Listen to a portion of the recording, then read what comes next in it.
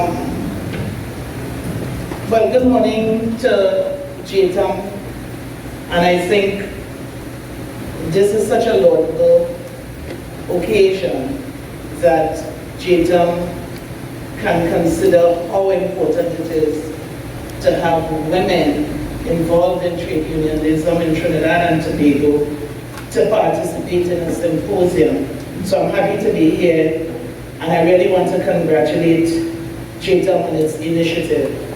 My special congratulations to the president of JTUM, Mr. Ansel Roger, who seems to be able to get me to come to San Fernando. And I'm pleased that I'm invited. I want to acknowledge the presence of the honor, Ms. Butler-Dallin, who is amongst us. I think the registrar of the court is also here. I want to acknowledge her. My communication manager, Evine, who is my right hand at the court, and most people know. I also, when you all were calling out names, most of the names I happen to know them because in one way or the other they find themselves before me in court. So I felt comfortable to know that there is work outside of the courtroom which is actively being pursued, and I want to congratulate and commend you on that. So I've been asked by Mr. Warwick to speak to 2 conventions, and I said to myself, how could they have me speak on 2 conventions? Because it's quite a lot to process. So if you find that I'm speaking a lot, blame Mr. Warwick. It has nothing to do with me.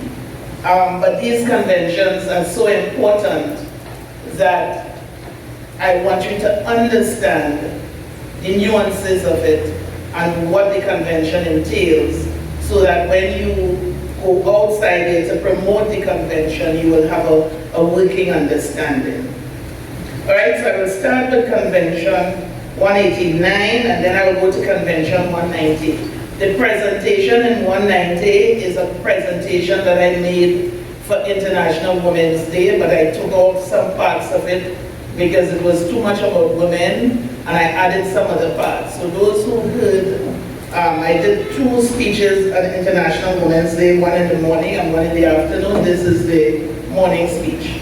So let's deal with 189, which is the Domestic Workers Convention. The pandemic has had a particularly dire impact on domestic workers around the world. The ILO estimates that there are more than 67 million domestic workers in the world.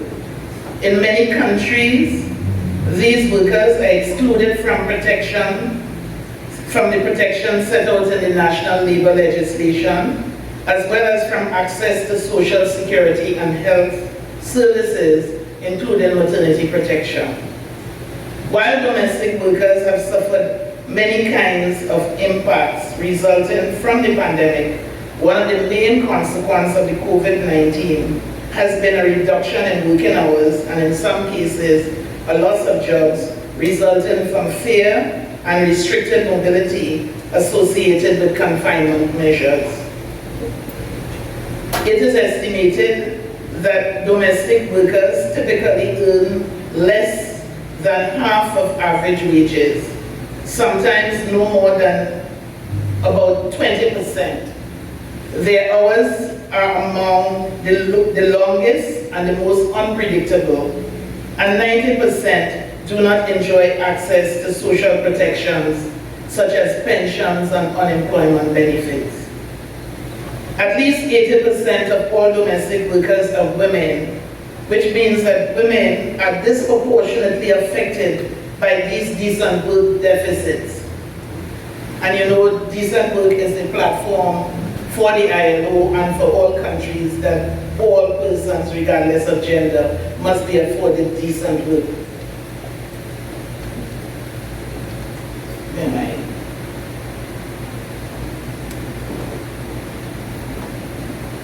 Domestic work also represents some 4% of the female labor force, In Latin America, for instance, 14% of all female wage workers are domestic workers. There is also an international dimension. Recent ILO analysis indicates that 17% of domestic workers are migrant workers. The UN estimates on population and aging confirm that demand for domestic work is likely to grow. And I think you all know of the care economy. With aging populations, the reduction of public care policy, and an increasing number of women entering the workforce worldwide, families are increasingly turning to domestic workers to care for their homes, their children, and their aging parents. Though often hidden, domestic workers are a fundamental part of the care economy, delivering in-home care service in both the formal and informal economy. Concern about cost and complexity of becoming formally employed, many avoid it, resulting in high levels of informal employment and undeclared work. And we know that in Trinidad, the domestic workers, it is not structured. So domestic workers form part of the informal economy in Trinidad and Tobago, and many of them do not get and do not receive national insurance benefits and all of those benefits. 10 years ago, in 2011, the ILO adopted the Domestic Workers Convention, which is Convention 189, and it's a company recommendation 201, as Mr. Roger alluded to. These were the first international standards on decent work for domestic workers, aiming precisely to extend fundamental protections and rights to the 67 million domestic workers laboring in private homes around the world. In 2010, the ILO estimated that only 10% of domestic workers were covered by labor legislation to the same extent as other workers. However, since 2011, over 70 countries have taken action to ensure decent work for domestic workers, and 31 countries have ratified Convention 189. Now, although there are some countries which have not ratified Convention 189, they have passed legislation affecting the spirit of the convention. So there are 70 countries currently which have legislations with respect to domestic workers. And so what is Convention 189? Convention 189 is a domestic workers convention which offers special protection to domestic workers. It lays down basic rights and principles and requires states to take a series of measures with a view to making decent work a reality for domestic workers. It defines domestic work as work performed in or for a household or households. And the domestic worker is a person engaged in domestic work within an employment relationship. A domestic worker may work in full-time or part-time basis. All of this is according to the convention. May be employed by a single household or multiple employers, may be residing in the household of the employer, a living worker, or may be living on his or her own residence, that's those who live out. A domestic worker may be working in a country for which he or she is not a national. The employer for domestic worker may be a member of a household for which the work is performed, an agency or an enterprise that employs domestic workers and make them available to households. Now, in the more advanced countries, just as we have labor supply contracts in the energy sector, where there are persons in the energy sector, companies in the energy sector, which produce and provide labor for companies. In the more advanced countries, there are enterprises which provide domestic work for different households. In implementing the convention, if this country, Trinidad and Tobago, and you know Trinidad and Tobago has not ratified the convention, and for those of you who are in the labor movement long enough, you know that Ida LeBlanc and hotel workers, they have voices in the wilderness, and they have been activists, open activists, for the ratification of this convention. Trinidad and Tobago has not ratified it, but if it reaches to that stage, the convention requires that all governments consult with the most representative organizations for employers and for workers, and where they exist, with organizations which represent domestic workers and organizations which represent employers of domestic workers on specific matters. So if there is to be a ratification, there must be consultation with unions, with employer bodies like the ECA and the Chamber, and also with NUD, which is the specialist organization which treats with domestic workers. And they must consult them on matters such as whether workers would be excluded,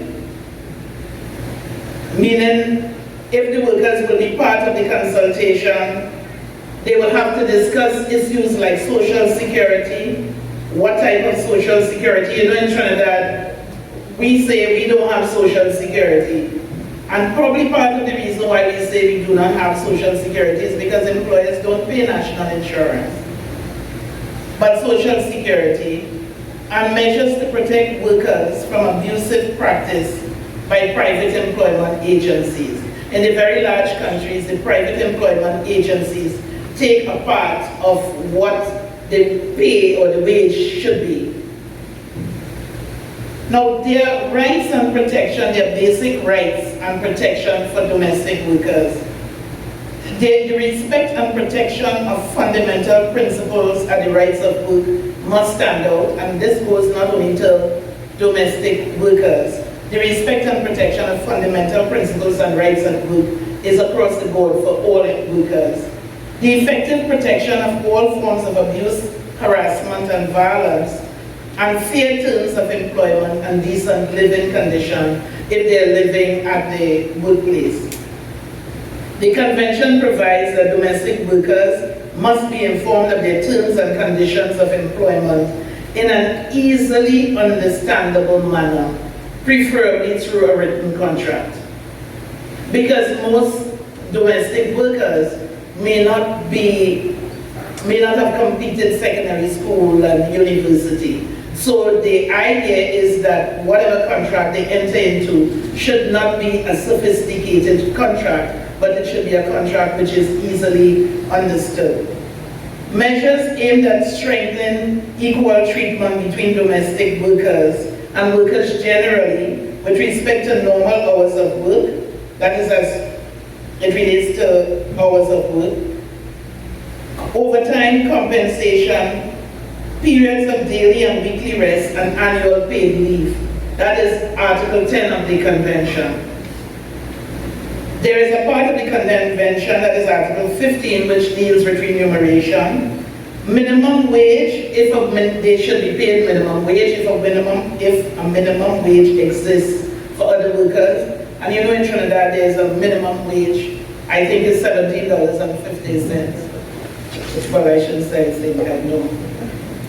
Payments of wages must be paid to domestic workers in cash according to the convention and directly to the worker and at a regular interval of no longer than 1 month.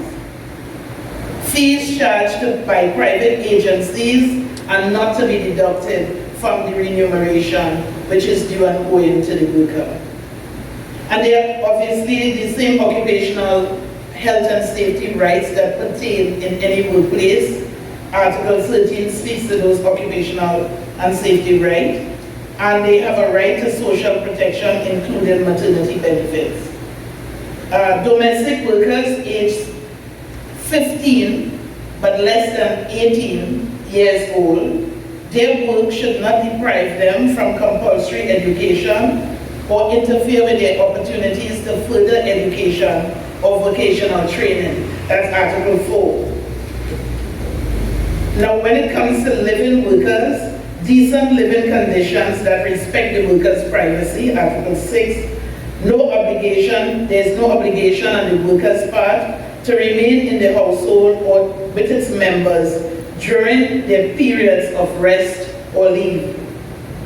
And they have a right to keep their identity and travel document in their possession. Now, you may not know, but that is a huge problem in Europe and India, where they seize the person's travel documents so they cannot leave their household.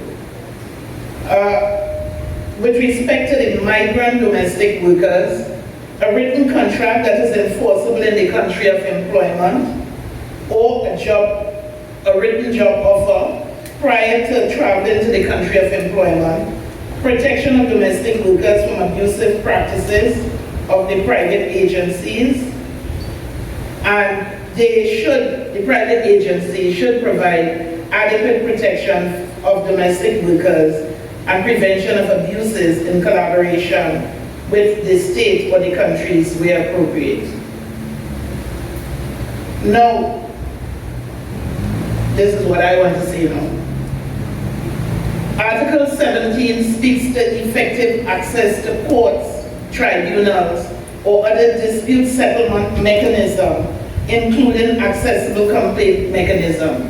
There is no court, tribunal, or dispute settlement mechanism in Trinidad and Tobago which address the issue of domestic workers.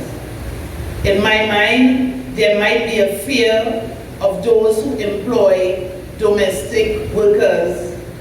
I don't want to say what the fear is, but if you think about it, there might be a fear that if these matters, if this is regularized and it comes into the court, there is a fear that it might hurt the bottom line of the employer.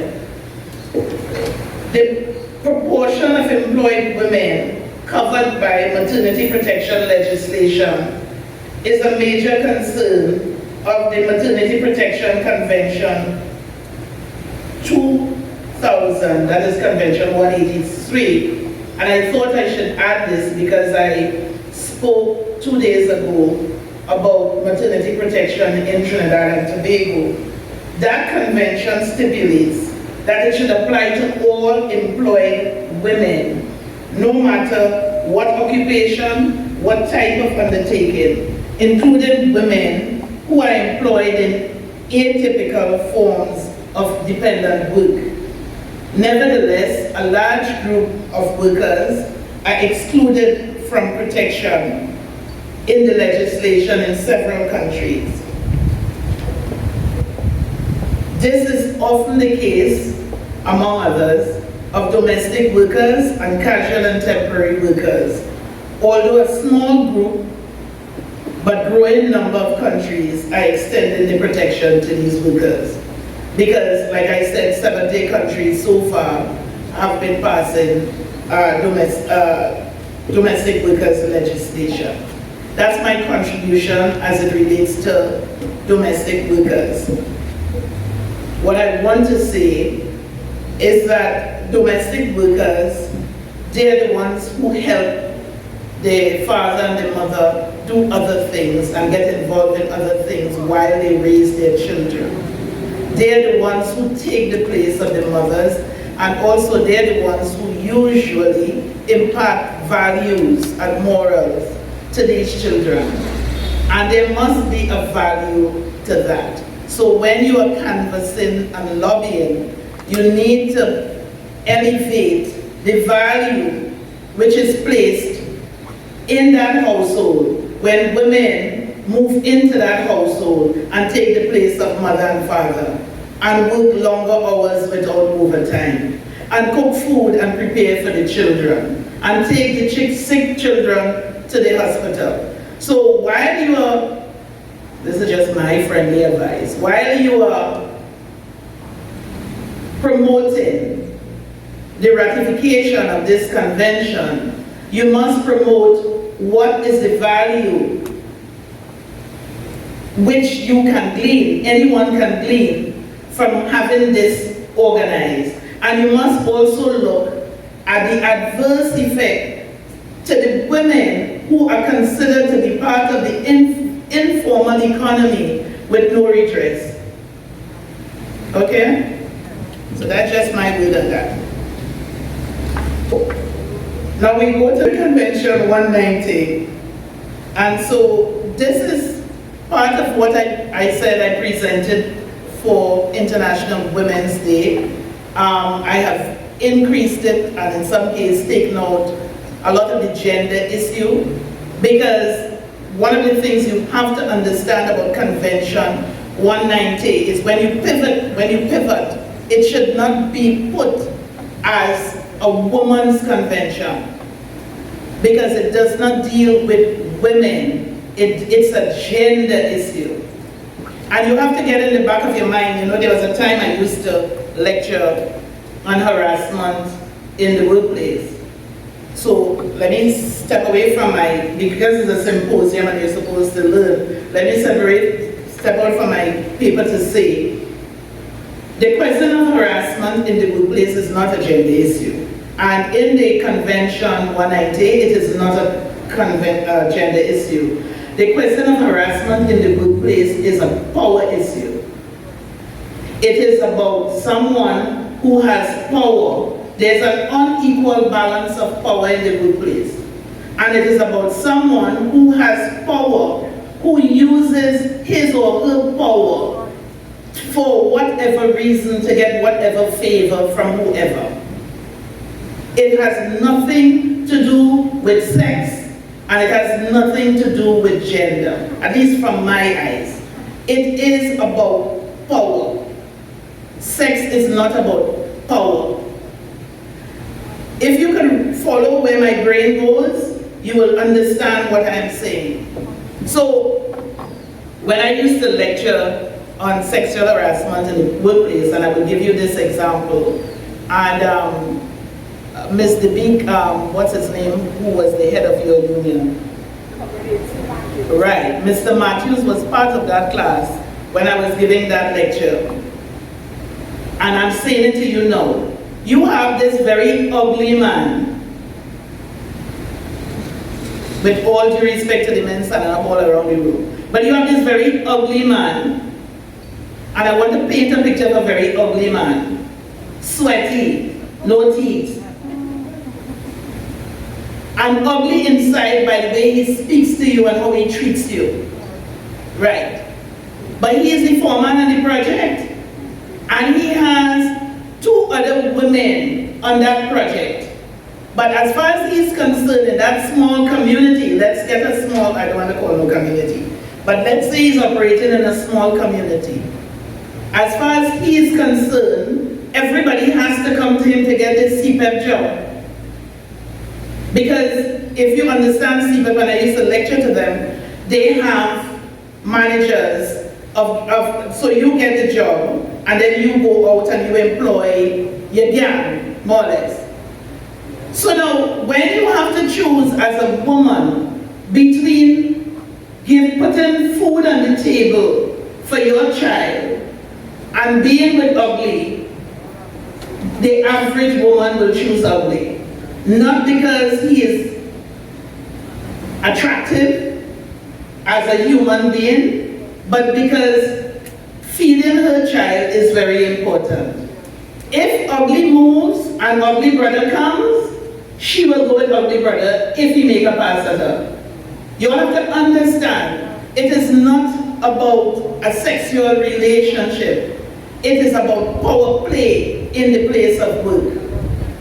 If 2 persons are at the same level, now I'm not dealing with the legislation now, I am dealing with general conversation. If 2 persons are at the same level, and they decide they like each other, they fall in love with each other and whatever, and they have a relationship, that is not sexual harassment. And you will have to know that. Because when these relationships end, women will say it's sexual harassment, or it's this and it's that, because it's gone sour, because you ain't like it again. You have to understand that.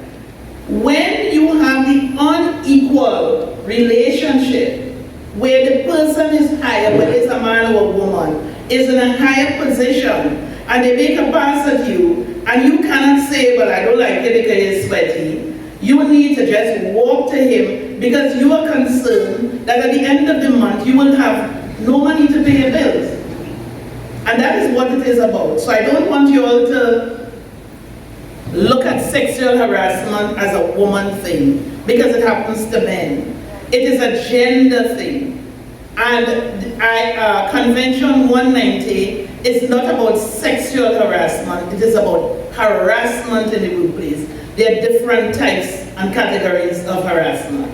So once you understand what I've just said, have you all understood what I just said? Yeah. It's very important that you understand that if you are going to be activists in the area. So in my mind, you should not pivot it as a woman thing. You should pivot it as unacceptable behavior regardless of gender. Okay? Right, so here I go.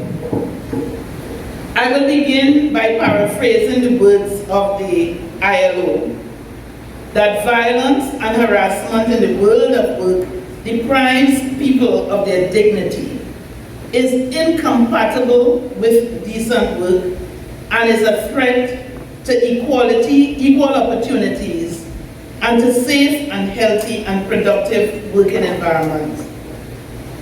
It remains a widespread occurrence, present in all countries, and disregarding sectors, occupation, and work arrangement. Convention 190, the Violence and Harassment Convention, along with its recommendation number 206, recognize the right of everyone to a world of work free from violence and harassment, including gender-based violence and harassment.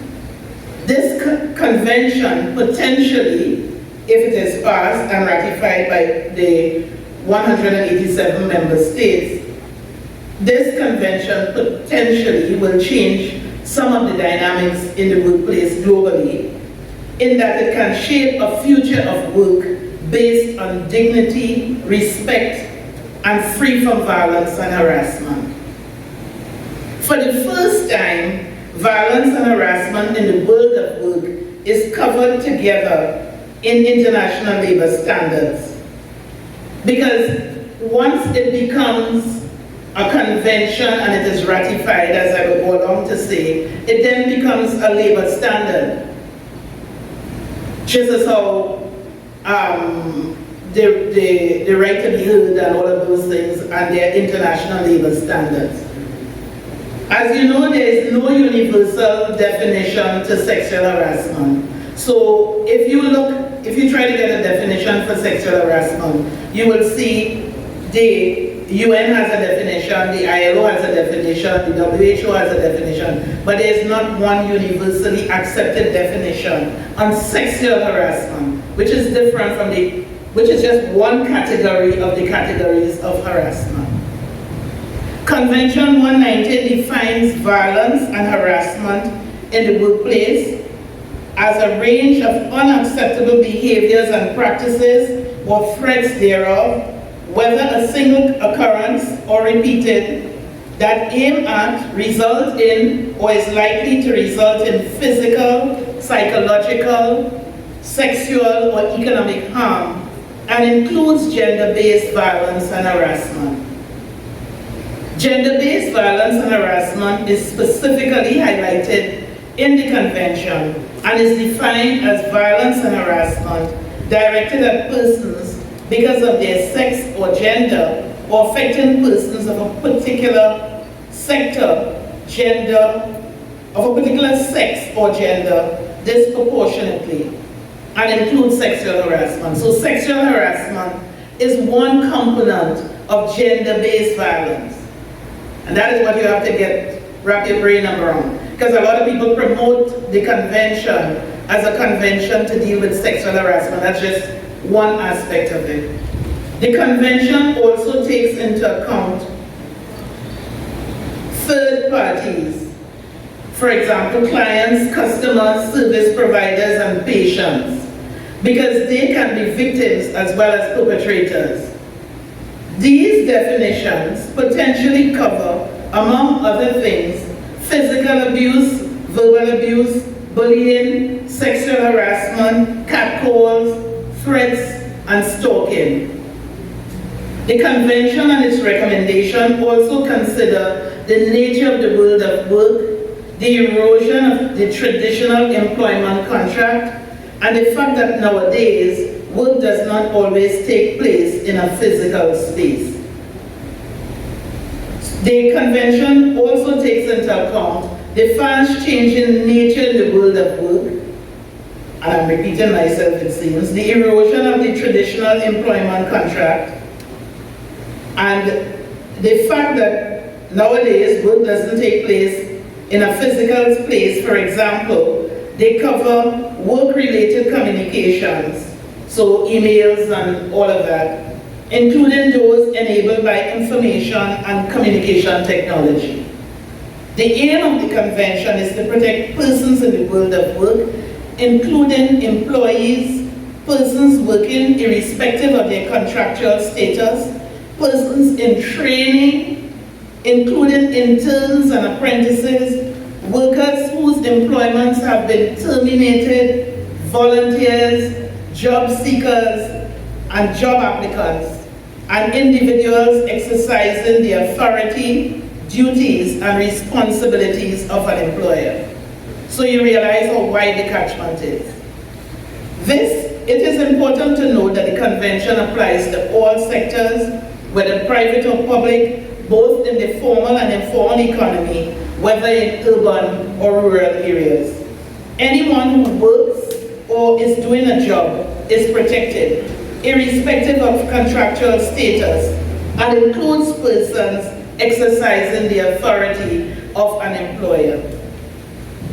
Convention 190 applies to violence and harassment occurring in the course of, linked with, or arising out of work, namely in the workplace, including public and private spaces where they are a place of work, in places where the worker is paid, takes a rest or meal, or uses sanitary washing and changing facilities. This part is now interesting. During work-related trips, travel, training, events, and social activity. So if your work sends you on a trip to Malaysia, and him or her follow you and make a pass at you, the work is responsible. Through work-related communications, including those enabled by information and communication technology, in employer-provided accommodation, and when commuting to and from work. I don't think there's anything they've left out in this convention.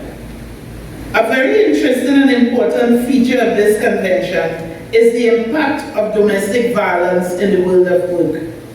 The convention has taken a significant step to treat with the issue of domestic violence. The recommendations of the convention calls for member states to take appropriate measures to recognize domestic violence and, so far as is reasonably practicable, mitigate its impact in the world of work.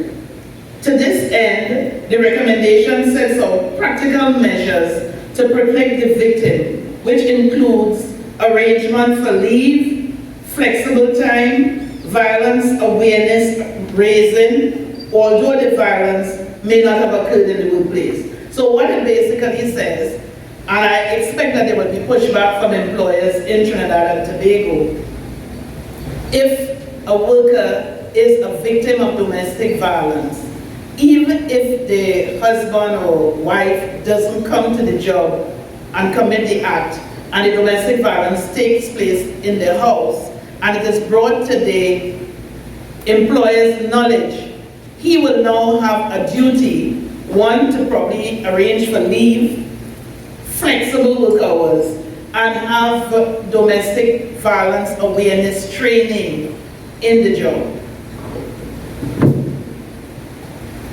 This is a significant step in bringing domestic violence out of the shadows and encouraging a change of attitude towards this problem.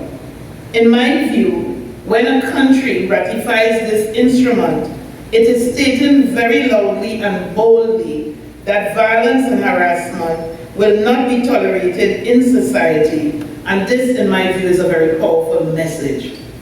Most of you probably do not know that when the Domestic Violence Act was pioneered in Trinidad and Tobago, I was the magistrate who was sitting in all domestic violence matters for years in Trinidad and Tobago. And I've been calling for amendments to the legislation for about 20 years.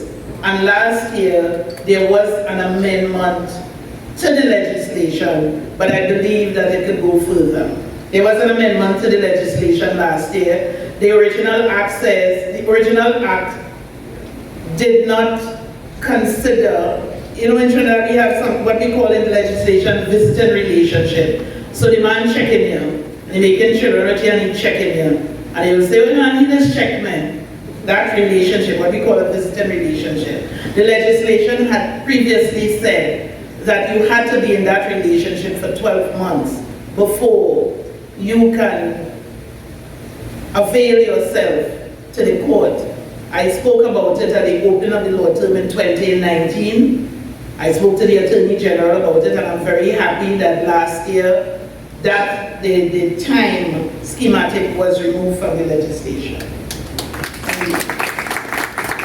So Convention 190, I know I have to explain to you all because you all are these big union people who will be going to Geneva, lobbying on Trinidad and Tobago behalf.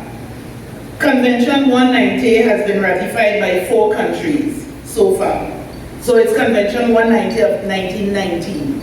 It has been ratified by Uruguay. Uruguay was the first country, and indeed the first country in this region because we are in the Americas, to ratify, then Namibia, then Fiji, and Argentina. And it comes into force in June 2021. What happens in order for a convention to come into force? 2 countries must ratify the convention. And the day the first country ratifies the convention, 1 year after that date, the convention comes into force. So what that means is that Uruguay ratified the convention last year, June, and so the convention comes into force from this June. When I say come into force, it means that it is now under the oversight of the ILO. So we will sit on the committee of experts. We will be looking to see what legislations the country now has put into place, how the country has translated the convention into domestic law. We will guide them as to what they must do, and then we will have a reporting cycle for them. So we may have them reporting every 2 years, or we may have them reporting every 3 years, and as countries come in, that is the process which is adopted. Okay? So this is the first ever international treaty to regard work based on violence and harassment as a human rights violation. So this is huge. No doubt, the robust activism of the trade union movement throughout the world and the Me Too movement against gender violence and harassment contributed significantly to the development of this convention, which will become an international standard when it enters into force. So it is now going to become an international labor standard. Whether Trinidad and Tobago want to ratify it or not, it will be one of the international labor standards, which we will look at the court. Certainly I will look at the court to see if it is being adhered to. I am aware from listening to the news that there was something in Parliament recently on harassment and violence at work. I am not sure, because I might have heard wrong. I thought I heard that it is sexual harassment. The convention is way bigger than sexual harassment in the workplace. There are different types of harassment. You do not even need to make any sexual overtone or anything towards me, but you can harass me from now until the cows come home. Article 5 of the Convention provides, with a view of preventing and eliminating violence and harassment in the world of work, each member shall, and they mean member state, shall respect, promote, and realize the fundamental principles and rights at work, namely freedom of association, the effective recognition of the right to collective bargaining, the elimination of all forms of forced or compulsory labor, the effective abolition of child labor, and the elimination of discrimination with respect to employment and occupation, as well to promote decent work. So you have in a convention that encapsulates everything that you can use to your advantage. These provisions support the need for comprehensive legal frameworks and policies in the workplace which promote effective social dialogue, freedom of association, and collective bargaining in order to tackle the problem of violence and harassment in the workplace. There is no way the issue of violence and harassment in the workplace can be addressed without the union's involvement and the fundamental convention which Trinidad and Tobago has ratified, which is the Convention of Freedom of Association and Collective Bargaining. In small island states like the Caribbean, we must always have a mechanism for the continuous examination of laws and legal frameworks with a view to identifying areas of change. Violence and harassment in the workplace should be a front burner item in Trinidad and Tobago when we are drafting legislation for the workplace. And those are my views, that is not the convention. Those who govern must not only declare zero tolerance to violence and harassment in the workplace, but must also ratify Convention 190 as a matter of urgency and create policies which make domestic violence shelters, hospital, public education, and women's health care priorities which attract the same injection of funding as do bridges, roads, stadia, and highways. It is my belief that only with the implementation and practice of comprehensive policies which treat with the fundamental principles and rights at work for all of us, that the provisions of Convention 190 can flourish and become a beacon for the future of work and the practice of good industrial relations in this country and globally. Within recent years, and this, I must pause, you realize I'm talking, I'll stop talking just now so don't get too tired. The person who sang just now, her song is such a powerful message for women that I used to be a part of the NGOs, I used to be the head of an NGO, Business and Professional Women's Club.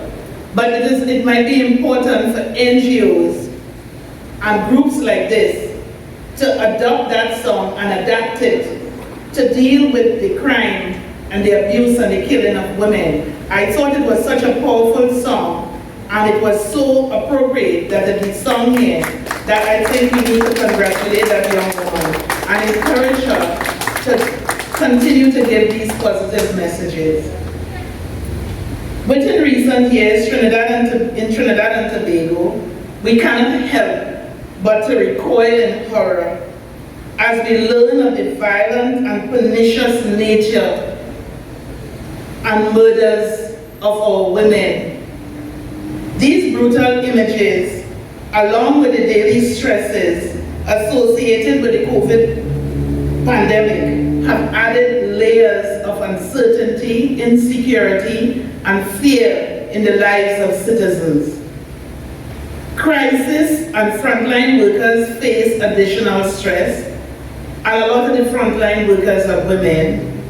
So too are domestic workers, and and persons who own their own businesses who have to consider whether or not their business will survive in the pandemic, and their workers. And these workers have to worry about an uncertain future. All these stresses can lead to more violence at the home and violence and harassment in the workplace. I said recently, and I'm going to say it again, when we have people who sit and wonder at the end of 3 months whether their contract is going to be renewed, and at the end of 6 months whether their contract is being renewed, we have a society of people who are anxious, stressed, nervous. How does that do, and how it lends to the national psyche? I think at some point a study will tell us how it helps us as a nation to be always anxious, nervous, worried, stressed, and concerned about whether I have a job tomorrow. To add to these instances, I'm talking about stresses, there's violence and harassment. The violence and harassment in the workplace, in some workplaces, it's so pervasive and it continues to exist for the most part due to unequal power and the power dynamics in the workplace between the employer and the worker. This type of conduct undermines gender equality. I dare say that the economic, social, cultural, and personal insecurity which citizens may experience in their daily lives, particularly in this pandemic, can feed directly into perpetuating insecure and less resilient states, and I'm talking about globally now. When this type of insecurity proliferates, communities and nations will, in my view, struggle to realize their full potential and to contribute meaningfully to the achievement of parity, equity, and justice for all. Almost done. The ratification of Convention 190 is indeed a step in the right direction to achieve dignity and safety in the world of work. I will leave you, and Judge Bartlett Allen will know that I love this part of this, what I'm going to say. I will leave you with the timeless advice of Dr. Martin Luther King when he said, "The arc of the moral universe is long, but it bends towards justice." This is a quote which I like. In my view, only when the social partners work in tandem with each other, that we will progressively shorten that arc and achieve a justice which fulfills the promise of our Constitution, which is faith in fundamental human rights and freedom, the dignity of the human person, the respect to the principles of social justice, and therefore believe that the operation of the economic system should result in the material resources of the community being so distributed as to subserve the common good, and that there should be adequate means of livelihood for all, that labor should not be exploited or forced by economic necessity to operate in inhumane conditions, but that there should be opportunity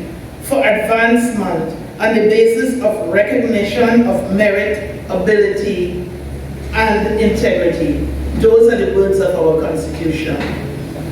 Only then, with this justice, will Dr. King's arc bend forward.